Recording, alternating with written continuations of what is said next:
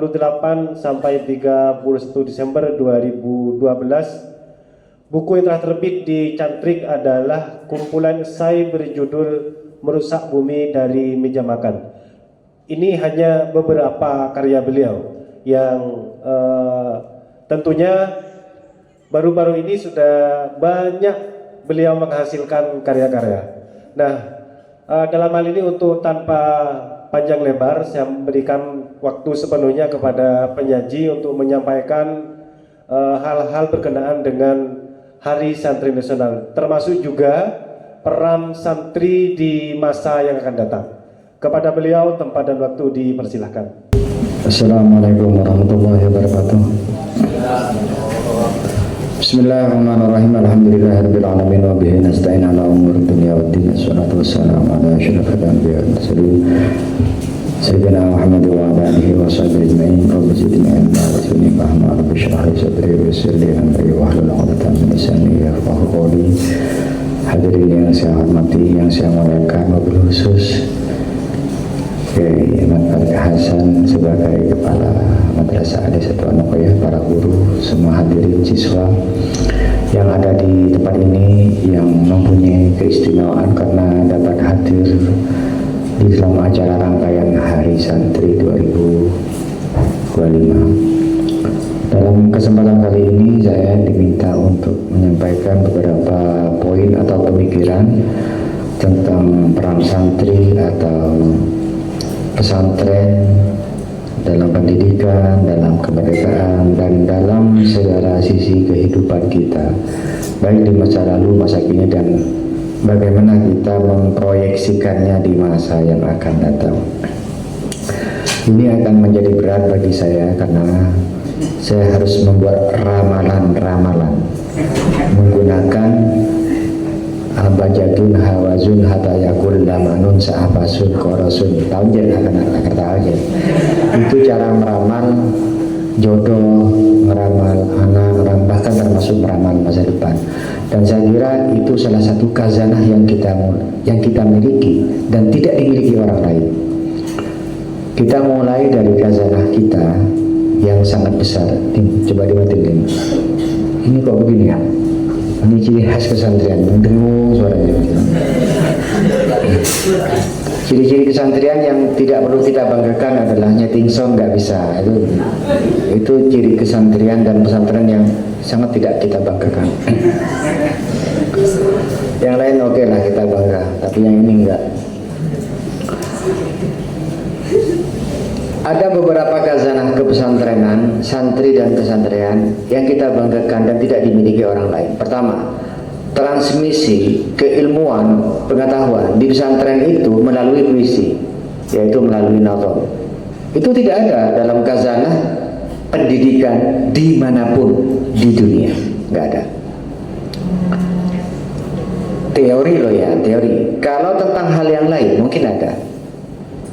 Tapi dalam pesantren ada ciri khas yang sangat spesifik. Ilmu diturunkan, disampaikan melalui puisi. Contohnya, wakis wakas tibhan ini nabi waqad yajuzunahu faizun ulur rasyad. Itu. Coba Anda bayangkan, menyampaikan teori, disiplin ilmu dengan puisi. Gak ada, dimanapun gak ada, hanya ada di pesantren. Tuh. Jadi ini adalah keunikan tersendiri yang harus kita rawat, harus kita jaga. Ini nggak boleh dihilangkan. Jadi kalau sejauh ini kita membacakan puisi-puisi Maulid dari Ad-Daibai, Al-Barzanji, Al-Habsyi, nanti saya juga bikin supaya ada produk Al-Lancaran. Harga gunung Lancaran. Contohnya begini.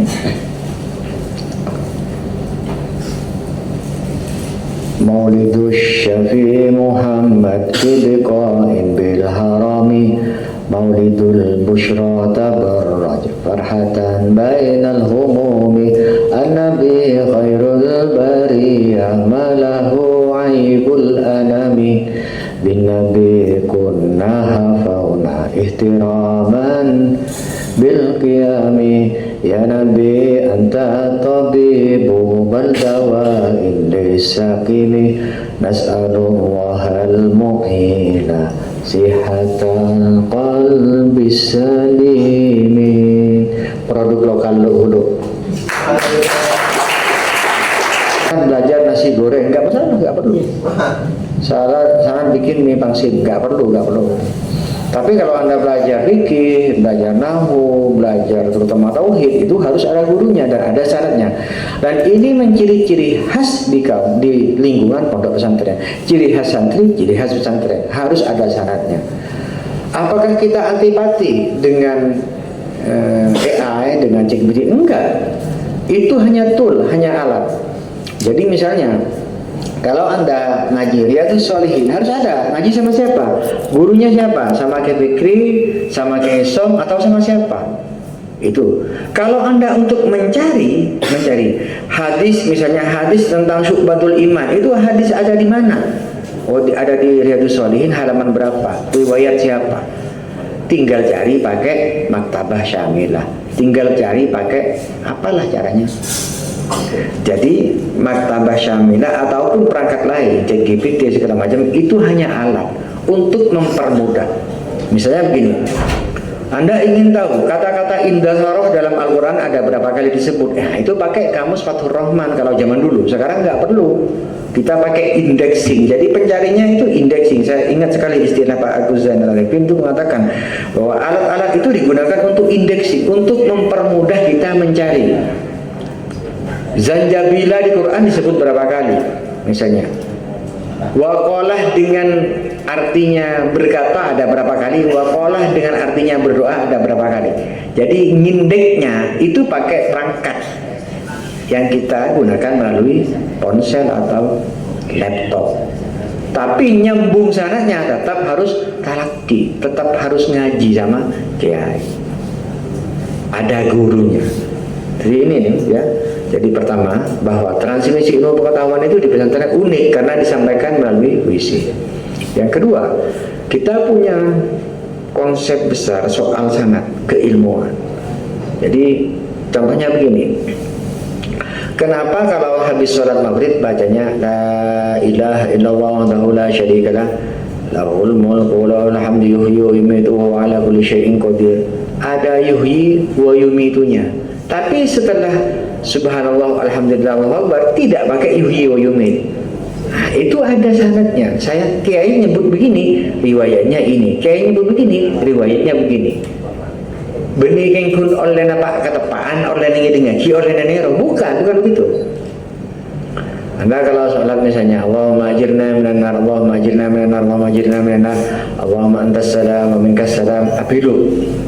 Alamak abilu begini, ya dulu kayak begini. Mana riwayatnya? Ada hadisnya. Kenapa tidak menghadap ke hadirin? Karena Nabi menghadap ke hadirin itu biasanya untuk ngecek hadirin ini mana. Sahabat ini hadir, sahabat ini tidak hadir. Kemana dia? Gitu. Tapi kalau wiridan enggak, posisinya begini. Itu beda sanadnya. Itu yang perlu kita pertahankan. Yang ketiga, kita punya khazanah yang luar biasa. Apa itu? Ilmu yang diperoleh secara wijdani, irfani, laduni. Ini perlu kita rawat, kita jaga, bahkan perlu kita eksplorasi. Seperti misalnya dalam orientasi barat, anggaplah empirisme. Semuanya harus kita raba, semuanya harus kita lihat, semuanya harus kita sentuh, semuanya harus berbentuk fisik. Kita enggak. Dalam tradisi nubuah apa bedanya? Apa bedanya nubuah dengan kerasulan? Mimpi. Makanya banyak orang lambak dia ajarin kalaban mimpi. Emulang kiai kalaban mimpi. Itu khazanah kita loh ya. Orang boleh tidak percaya, ya karena mereka tidak punya khazanah itu dalam wawasan mereka. Kita punya khazanah seperti itu. Dipelajari ini, tiba-tiba tahu, tiba-tiba itu Anda harus percaya kalau itu ada. Jadi contohnya beda orang ajaran A B C D E. kok setelah belajar A, B, C, D, E ternyata pengetahuannya A, B, C, D, E, F, G, H, I, J, K, L, M, N, kok tahu ini, tahu ini, tahu ini. Dia gak pernah belajar bahasa Jepang, tapi ternyata tahu bahasa Jepang. Dia gak pernah belajar bahasa Jerman, ternyata bisa bahasa Jerman. Belajar wajib, tapi mungkin lebih dimudahkan dengan yang saya sebutkan tadi itu, Widani, Irfani, Laduni. Jadi pada sebutnya oleh ilmu laduni. Kalau katanya Gusmi itu orang Jawa yang terakhir oleh ilmu laduni itu adalah siapa? Penyair siapa itu? Siapa namanya? Saya terkenal itu. Ya Allah. Ronggo Warasito. Ronggo Warasito. Apakah seperti itu ada? Jelas ada. Nabi Adam, coba kalian tahu sekolahnya di mana Nabi Adam? Nggak tahu dia, tapi kok tahu semuanya? Kenapa? Karena diinstal jangan bahasa Inggrisnya install, diinstal langsung oleh Allah. Wa'allama Adam al-asma'a kullaha. Dikasih tahu dah, kamu dikasih tahu ini, cek langsung jadi. Apakah kita bisa meniru seperti Nabi Adam? Ya bisa saja. Syaratnya apa? Syaratnya Allah menghendaki dan kita pantas menerimanya. Kalau kita tidak pantas, werdeleweran, tak teman aja, tedung mulolo. Pantas enggak kan gitu? Ya pantaskan dulu diri kita. Nanti dapat seperti itu. Kalau sudah pantas dikasih ilmu seperti itu, nanti akan dapat. Kenapa sih kok nggak dapat? Ya karena kamu belum pantas, mungkin gitu. Atau mungkin kalau kamu dikasih ilmu seperti itu, kamu jadi sombong. Jadi bukan itunya yang saya fokuskan, bahwa tradisi ilmu seperti itu ada dalam pesantren. Tapi belajarnya harus. Jangan sampai karena kita ingin barokah, ingin dapat ilmu laduni, riyadah terus tidak belajar. Tidak bisa. Belajar itu syarat utama, syarat mutlaknya. Karena wajib belajar. Jadi ajar ini lebih panjang durasi perintahnya daripada sholat. Sejak kapan? Sejak dalam kandungan sudah wajib belajar melalui orang tuanya sampai liang lahat istilahnya. Mana aja kan detek ada detek mimpi dulu ya demi. Iya. Ada detek mimpi dulu, ada detek balik dulu gitu. Jadi kalian ini selesai aliyah bukan berarti selesai belajar, enggak. Istirahat dulu, pindah ke perguruan tinggi. Setelah selesai S3, apakah berhenti kewajiban belajar? Tidak berhenti, tetap berlanjut. Makanya bapak-bapak, guru-guru tidak boleh berhenti belajar. Ngajar itu bonus, yang wajib itu belajar. Juara itu bonus, yang wajib itu belajar. Kalau Anda belajar terus, ya bisa dapat bonus juara, bisa dapat bonus prestasi. Jadi pinter tak pinter, juara tak juara, ajar apapun wajib. Itu yang dimiliki oleh santri spiritnya, yang tidak boleh hilang. Terus kita tidak boleh bertutup mata ya, tutup mata bahwa kita itu punya banyak kelemahan. Jadi kayak kemarin misalnya, ketika kita dipojokkan, bahkan dibully, dirisak gara-gara kasus Al-Khazini. Setelah itu ada kasus Trans TV, Trans 7. Setelah itu ada kasus-kasus yang lain yang membuat orang-orang pesantren, santri bahkan dipojokkan terus-menerus hingga hari ini. Ya kita cermat gitu loh ya. Tapi kita harus terbuka. Apa yang harus kita perbaiki? Salah satunya adalah nyeting sound kayak tadi nih. Banyak hal yang terasa sepele di kita, tapi itu sangat serius di mata orang lain. Contohnya apa? Sangat sepele bagi kita dalam menghargai waktu, itu sangat serius bagi orang lain.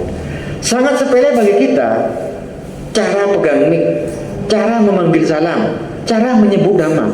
Tapi bagi orang lain di barat itu prinsip. Ada namanya table manner. Gimana caranya kita menyajikan sendok, garpu. Gimana caranya kita memberikan sapu tangan. Itu ada aturannya. Dan kita kadang-kadang menganggap itu tidak penting. Tidak penting kalau kita pakai sendiri, tapi penting saat kita berhadapan dengan orang lain.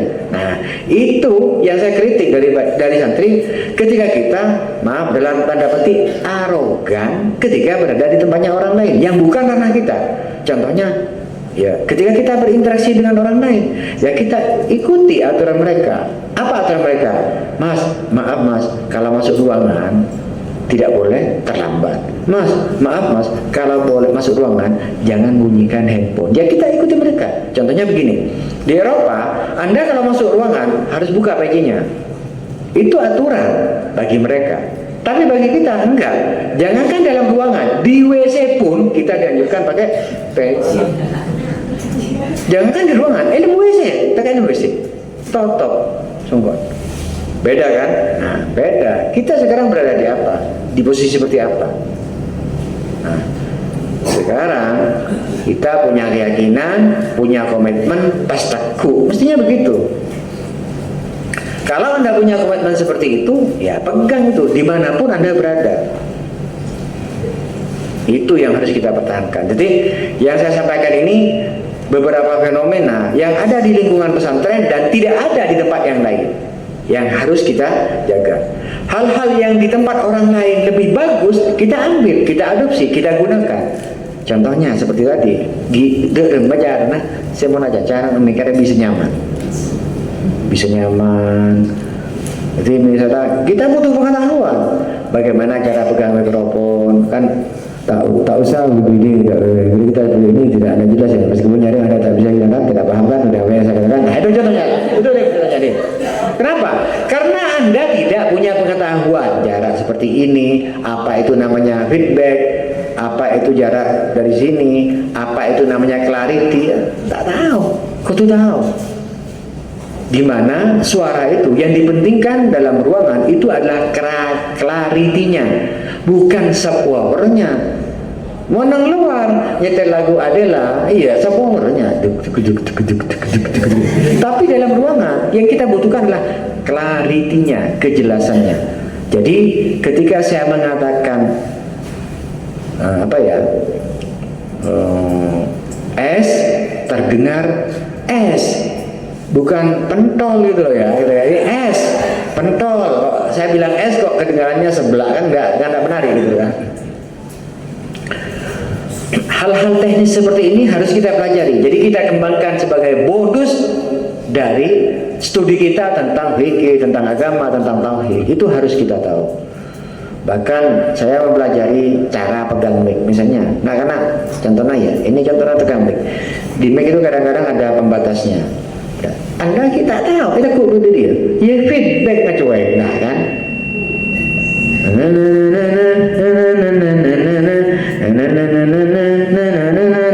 Benar, ada mic yang tak tahu bahwa ini feedback kok bisa gitu loh. Itu harus dibawa. Ini hal-hal teknis mungkin sepele bagi Anda, tapi di luar sana ini penting. Kenapa? Karena ada hubungannya dengan yang kocak, attitude, habit, kebiasaan, tradisi. Cangkola nggak temarak tenarak, ini cangkola. Jadi nggak itu kalau ngomong kena kita tenarak, tina seperti itu.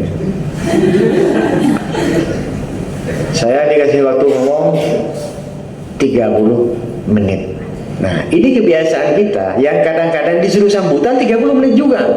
Kenapa? Karena tidak punya stopwatch. Saya pakai stopwatch ngomongnya. Gak mungkin saya lebih dari 30 menit. 30 menit ambu mana? Pas ya Pak? Ya pas 200.000. Nah, ini stopwatch. Pernah kejadian? Bukan cuma pernah, berkali-kali dia nokoya. Oke, tak langkong ke apa? Pada pagi, gak disambung per 30 menit sambutan, tidak melihat sikon. Anda itu sedang lomba ceramah apa sambutan? Ini loh, makanya jadi beda handphone ya, handphone yang beda stopwatch karena andi handphone atau nanti tidak tahu cek beda stopwatch. Kun tahu kun kalkulator malah di utang saan. Utang menurut si bitong, ya Allah. Jadi itu gunanya, salah satu gunanya stopwatch. Jadi ada kan, beda ada. Kemarin tinggal 30 menit ambu saja. Tak usah, tak langkung mungkin cukup. Tak usah break. Ini ada. Jadi begitulah contohnya. Nah, ini beberapa hal yang harus kita kembangkan. Jadi bagaimana kalau kita berinteraksi dengan orang lain? Coba contohnya. Anda misalnya bertemu dengan orang lain di luar sana yang di tempat itu tidak ada minuman apapun kecuali bir. Gimana? Saya pernah mengalami hal-hal seperti itu. Nah, sebagai santri, saya tanyakan begini, mereka ngasih saya bir, saya kan merokok. Kenapa kamu merokok tapi tidak mau minum bir? Saya bilang begini, di tempat saya itu pertaniannya tembakau. Jadi tembakau yang ada bahkan di negaramu ini pun itu dari rumah saya. Wajarlah kalau saya merokok. Sebagaimana wajar kamu minum bir karena di mana-mana orang jualan bir. Saya bilang begitu. Jadi waktu tahu bisa nego seperti itu. Jadi mohon maaf, saya tidak minum bir. Bir di rumah saya itu hanya birrul walidain.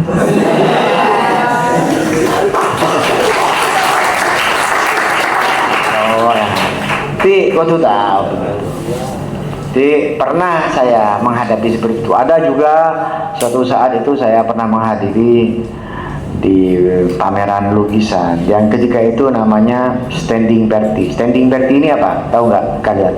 Pesta tapi nggak ada tempat duduknya, minumnya berdiri, makannya berdiri, yang itu sangat bertentangan dengan nilai-nilai akhlakul karimah dalam Islam.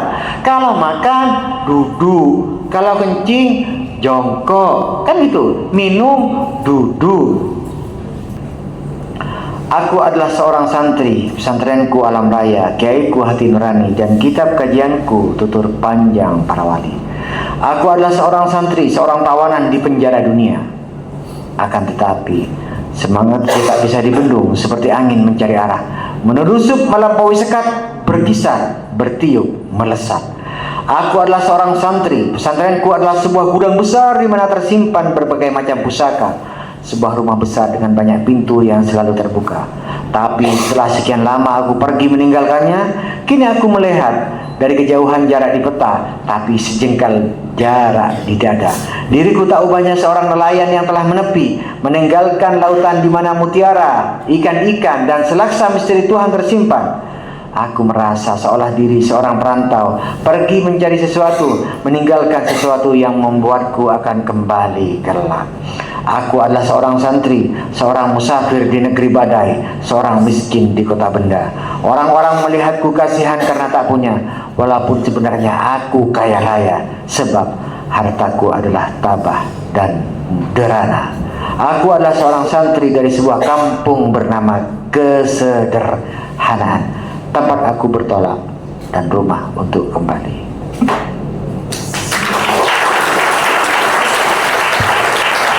Oke ya, kesederhanaan itulah visi kita. Visi, bukan visi. Visi harus kaya. Visi sederhana. Mun visi jangan sederhana. Apalagi muka jangan sederhana. Pas mun cari pesantren, mun jadi mun orang pesantren ini cek bener ngapusin. Saya ingat kak mbak mun pas ngapusin dia. Cek mun muan aduh. Cek sederhana, nah kuntak yang pedeng cek udah coba deh. Aduh cek sederhana, namun roba nih kok. Harus ternyata cek coba nih. Jadi itu ya visinya pesantren itu ya sederhana. Jadi sederhana sebagai visi. Sederhana bukan miskin, itu pilihan hidup. Nabi itu ditawari gunung emas. Tapi Nabi memilih hidup serba terbatas. Itu namanya sederhana. Dan itu namanya pilihan hidup. Kalau situ makan mie, kulaku sancit, itu bukan sederhana, itu keadaan. Jadi bener nggak jadi boleh ya. Oleh karena itu kita harus bikin kesederhanaan sebagai konsep, sebagai visi hidup. Ada yang banyak ya sudah ngalak genco ke kanan. Saya kasih contoh ya. Ini contohnya. Ini contohnya hidup sederhana. Kenapa? Ya saya ke parlor ya. Para deki saya parlona. Enggak dinadin. Saya melihat seperti ini. Nah ini tidak sederhana karena saya butuh ini. Nah kalau saya cuma butuhnya SMS, saya pakai seperti itu tidak sederhana namanya. Kiai dakwah kemana-mana, jalan kemana-mana jauh, naik kiri, ya bunuh diri namanya. Jadi dia pakai ribbon itu tidak mewah, itu sederhana. Bahkan naik Alphard pun itu tidak mewah, itu sederhana. Kenapa? Karena dia butuh istirahat, butuh mutolaah kita, kan gitu. Perjalanan kemana-mana. Kalau pergi jalan jauh kemana-mana, motor, duksak, talpos, ojol, Itu benih sederhana boleh. Apa? Perakatnya itu. Nah, jadi itu bedanya. Jadi kita kudu tahu, kita miskin sebagai keadaan, miskin sebagai visi hidup. Sederhana sebagai keadaan, sederhana sebagai konsep hidup. Harus ada beda, harus ada bedanya. Nikah, ya benar-benar. Baik, dua termin sesi tanya jawab sudah selesai kita laksanakan, kita lakukan. Perlu kami sampaikan juga bahwa puisi yang dibacakan oleh beliau tadi pernah juga dipentaskan di festival teater se-Jawa Timur oleh Sanggar Kotemas yang kebetulan 3 kali berturut-turut menjadi peserta terbaik pertama se-Jawa Timur. 3 kali berturut-turut di UMS. 3 kali berturut-turut, berarti kayak Real Madrid dong.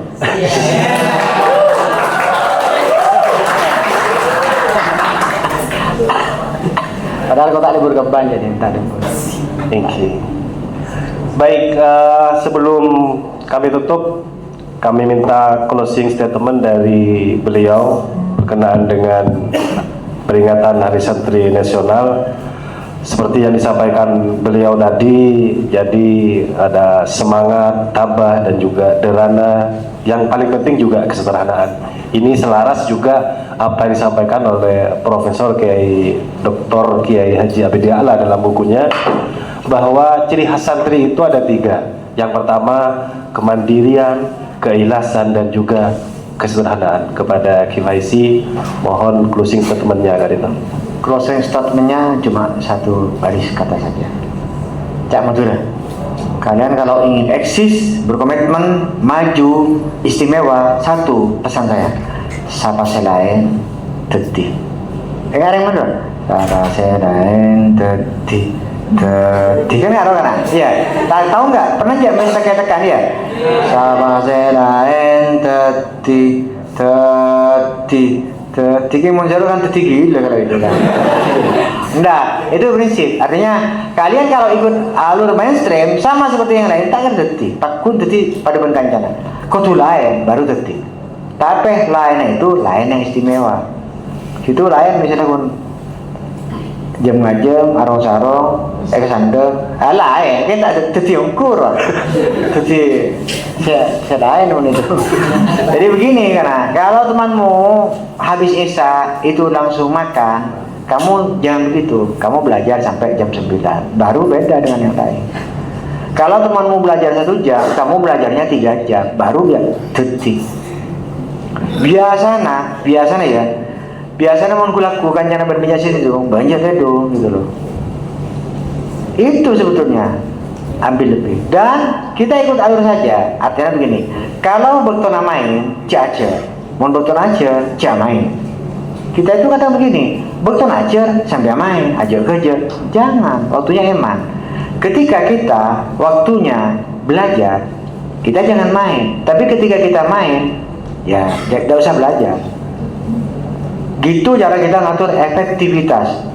Saya punya konsep begini, misalnya ngajar. Saya sekarang mau ngajar tentang apa? Tentang subjek, predikat, objek, keterangan, kopula, prasa, klausal dalam waktu 90 menit. Oke, saya bilang kepada anak-anak, engkau mau menyampaikan materi ini dalam waktu 50 menit saja. Syaratnya 1, kalian pasti bisa. Siapkan catatan, siapkan pulpen, mun ke jeding, siandi HP Pak ATM. Maksudnya siandi benih dari kan HP-nya Pak ATM ya. Benih mun. Jadi fokus. Kenapa? Karena saya akan menyampaikan materi ini dengan cepat, kalian fokus. Kenapa? Kita setelah itu punya waktu 40 menit untuk makan pentol dan seblak. Pokok, jadi kita senang-senang. Jadi biar kita singkat begitu. Jadi anak-anak suruh kejeding, ada suruh remah. Sudah siap, konsentrasi sudah ya. Baik, saya akan sampaikan ya. Fokus kalian. itu insya Allah tak ada 40 menit bahkan saya menyampaikannya dia. Semua materi itu saya sampaikan bahkan mungkin 30 menit apa 35 menit. Paham nggak anak? Mau tak paham saya boleh. Sesimpel itu. Ternyata tidak perlu 90 menit. 35 sampai 40 menit saja anak-anak dapat menyerap semua yang saya sampaikan, asalkan tidak main HP, tidak keliling kemana-mana, fokus nyambi jatikan. Mari. Nah, mari ya sudah kita keluar. Abid waktu sama. Nah, ketika mari ajar pas main. Nah, kalau kita itu sambil ajar sambil main, sambil oh jo lagi do ya tak film mari. Tak kira 90 menit. Penter tak penter gendeng iya. Iya kan nah. Gitu. Jadi mun bajina main, bajina ajar. Cak main tepan ajar, cak ajar tepan main. Prinsipnya begitu. Itu prinsipnya Imam Khomeini juga begitu. Jangan Pak.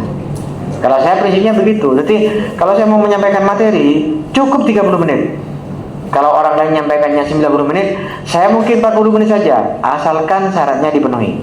Cek sambil main HP, cek sambil di rolean, cek sambil jajan, fokus. Saya bilang nanti sisa waktunya kita keluar main lah. Itu namanya fokus. Makanya saya katakan sapa saya lain detik. Untuk detik kudu lain. Mau tak lain norok dalam benar. Jual ke pihak kejadian kendi, tempel giluin berban selain. Mon lain kalian beda dengan yang lain pasti istimewir hasilnya.